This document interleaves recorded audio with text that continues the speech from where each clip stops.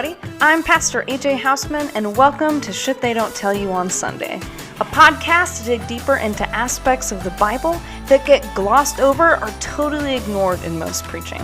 The Bible has a lot of parts that are racy, uncomfortable, and sometimes downright horrifying. Let's talk about it. Welcome to our first podcast. Well, really, it's just a teaser segment to give you an idea of what to expect when we get started with our guests. So, have you ever read parts of the Bible and been like, shit, what is going on? Our pastor has never talked about that. Or, for the pastors out there, sometimes you come across things in the lectionary for Sunday and are like, oh shit, I don't know if I can even talk about that on Sunday morning. Or they're going to chase me out of the pulpit. Well, the truth is, there are a lot of those kinds of things in the Bible. Sit with that. That there are stories of circumcision and rape and murder and adultery and divorce are all in our holy scriptures. Or sometimes it's just a matter of perspective, right? Like, how about the part where God kills everyone on the earth in a flood? We never talk about that. We only talk about the cute little animals that are getting on the big boat 2 by 2, and then they come off 3 by 3. There are many pieces of the Bible that I had never even heard before I went to seminary, because I was one of those people that had never sat down and just read it cover to cover. Good for you if you have done that. I am not that avid of a reader.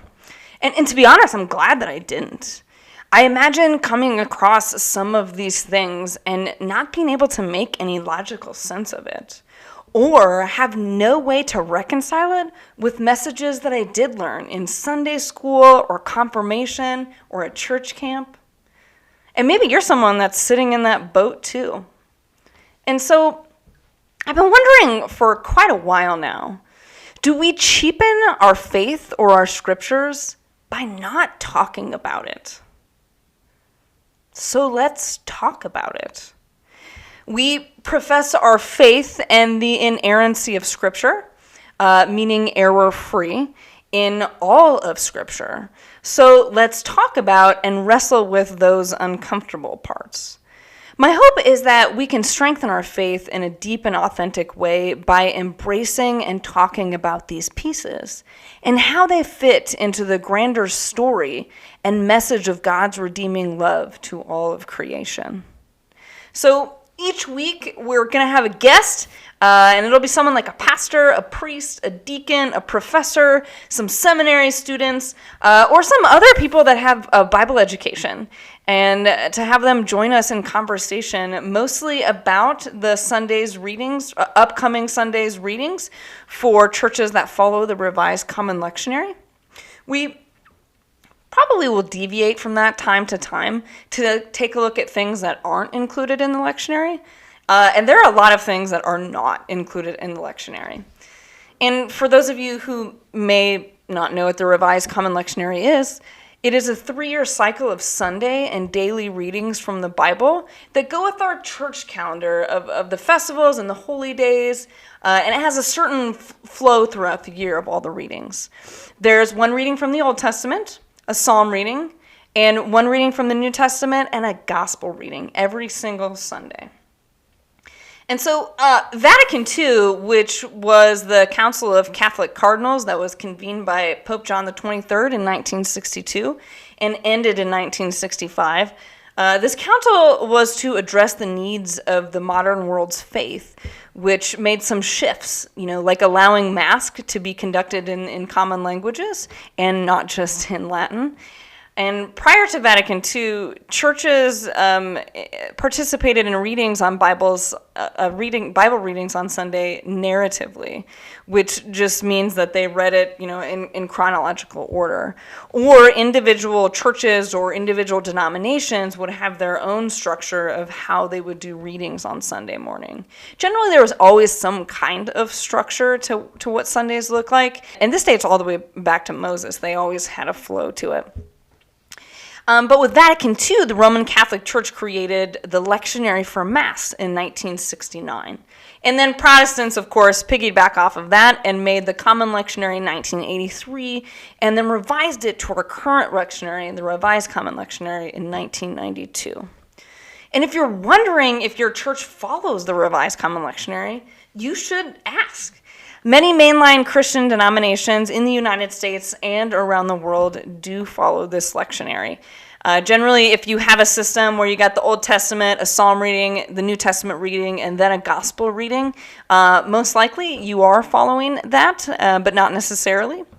But churches, denomination of churches that do follow the Revised Common Lectionary include the American Baptist churches, the Community of Christ, the Disciples of Christ, the Episcopal Church in the United States, the Evangelical Lutheran Church in America, that's the one I'm a part of, the Lutheran Church in Missouri Synod, the Moravian Church in America, the Presbyterian Church USA, the Reformed Church in America, the United Church of Christ, the United Methodist Church, the Unitarian Universalist Christian Fellowship, and many more added to that list.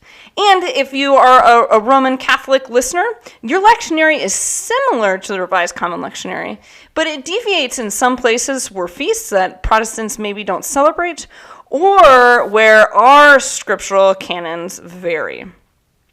And what that means is, for those of you that don't know, the Catholic Bible and the Bible of some Anglican traditions is bigger than the Protestant Bible. That there is a portion of books in the Old Testament that is added to the Catholic Bible that Protestants refer to as the Apocrypha. So most Protestants do not consider these books a part of the canon, meaning they don't believe that they are scripturally authoritative. Protestants do not include these because they are not included in the Hebrew Bible canon, which is the official canon, this authoritative scripture? The authoritative scripture of the Jewish faith, in which we inherited our Old Testament from our Jewish ancestors. So these are considered the apocryphal books, and in the current Hebrew Bible canon as well. The Apocrypha was first separated out of the Jewish Bible from the Septuagint Bible, which was the first Hebrew Bible written in Greek for the Greek-speaking Jews in Alexandria in the formation of their canon in about the 1st century BCE. It was first separated out of the Protestant Bible in Martin Luther's 1534 version. Anyways, the Revised Common Lectionary is this 3-year cycle of readings of the Bible. However, it is not reading the entire Bible in 3 years. There is a lot of parts of the Bible that are not a part of these readings. They get left out by just skipping over verses or omitting entire chunks altogether. Like, for instance, the entire book of Judges. The Revised Common Lectionary and the Roman Catholic Lectionary has exactly one reading from the book of Judges in a 3-year cycle. And it's actually just an optional reading that most churches don't even use. And you may wonder why. Well, the book of Judges is definitely one of those really uncomfortable, racy books of the Bible. It's got some pretty ugly stuff in there. Like there's one story where they rape, murder, and dismember a woman and then ship all of her body parts to the 12 tribes of Israel. Yep, that is in the Bible. And so, these are things that we should talk about and wrestle with and not just ignore. Because what if you do come across that? What are you supposed to do with that kind of information?